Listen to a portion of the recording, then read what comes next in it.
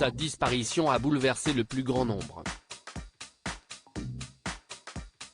Jeudi 8 septembre 2022, le palais de Buckingham a annoncé dans un communiqué la mort d'Elisabeth II à l'âge de 96 ans. Dans la foulée, Elisabeth Borne a demandé au maire de mettre en berne les drapeaux des mairies. La première ministre a précisé que cela pourrait être pendant une durée de 24 heures suivant l'annonce du décès de Sa Majesté courant à réception de la présente note et, d'autre part, le jour de ses obsèques solennelles. Si cela part d'un bon sentiment, cette requête fait polémique. Sur Twitter, Yann Gallu a écrit: « Je respecte la douleur de nos amis anglais, mais je ne mettrai pas les drapeaux français sur le fronton des bâtiments municipaux de la ville de Bourges demandé par Elisabeth Borne. Cette demande me paraît incroyable. » Des propos qui ont mitigé les internautes. Auprès de France 3 Centre Val-de-Loire, le maire de Bourges a indiqué ensuite: « Nous sommes un pays républicain. Pourquoi devrais-je rendre hommage à un monarque étranger? J'envoie évidemment toutes mes condoléances à nos amis anglais et je partage leur douleur. Chaque pays a son histoire et je la respecte.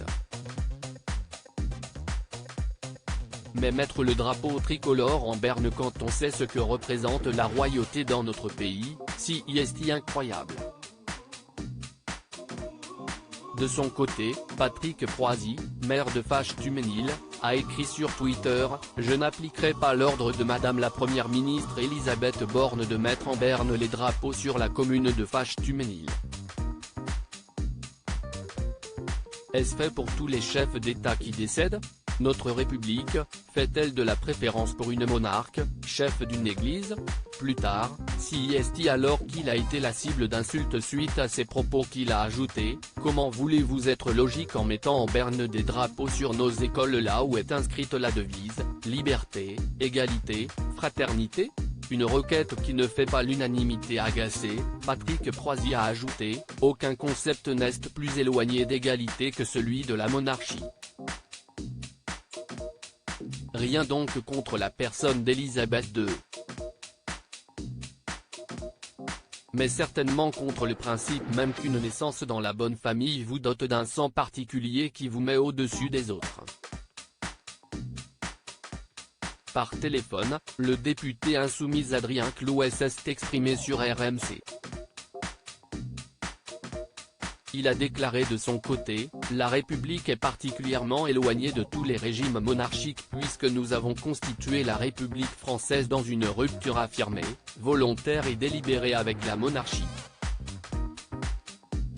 Je trouverais très étonnant qu'on rétablisse l'infraction de lèse-majesté 190 ans après suppression dans le droit français. » Enfin, dans les colonnes de Libération, Philippe Laurent, vice-président de l'Association des maires de France, a reconnu que le sujet était compliqué, avant de préciser que le seul texte existant sur la mise en berne qu'il impose aux collectivités est le décès du président de la République.